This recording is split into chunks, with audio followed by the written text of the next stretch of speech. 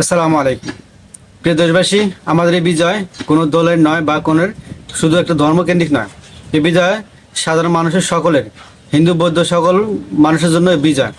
সুতরাং এই বিজয়কে কেন্দ্র করে এক দল লোক আছে যারা ষড়যন্ত্রে লিপ্ত হয়ে গেছে।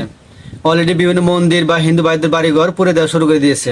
প্রিয় দর্শক, যদি এইভাবে হিন্দু ভাইদের মন্দির এবং বাড়িঘর পুড়ে দেওয়া হয়, তাহলে ইন্ডিয়া সরকার আমাদের অভ্যন্তরীণ ক্ষেত্রে হস্তক্ষেপ করার সম্ভাবনা রয়েছে।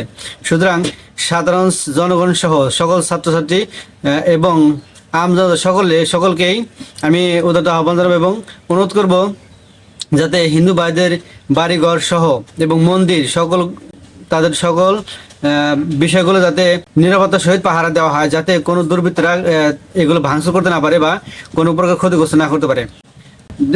প্রিয় দর্শক, আপনারা জানেন যে যখন হাসিনা ক্ষমতা ছাড়ে তখন একদল লোক মাঠে নেমে রাষ্ট্রীয় ভবন বা বিভিন্ন অফিস আদালত ভাঙচুর করার জন্য মাঠে নেমে গেছে। এতে করে আমাদের বিজয়টা বিনষ্ট করার জন্য তারা উঠে পড়ে লেগে গেছে। সুতরাং সবাইকে সতর্ক থাকতে হবে, হিন্দু ভাইদের মন্দির এবং বাড়িঘর যাতে না ভাঙতে পারে। যেখানে হিন্দু ভাই বা তাদের মন্দির রয়েছে সেখানে পাহারা দিতে হবে। আমি অনুরোধ করব মাদ্রাসার মাদ্রাসার ছাত্র এবং শিক্ষকদেরকে, আপনারা আপনার আশেপাশে যেগুলো মন্দির রয়েছে বা হিন্দু ভাই রয়েছে সেগুলোকে প্রোটেস্ট করার চেষ্টা করেন, যাতে কোনো দুর্বৃত্তরা তাদের উপর আক্রমণ করতে না পারে।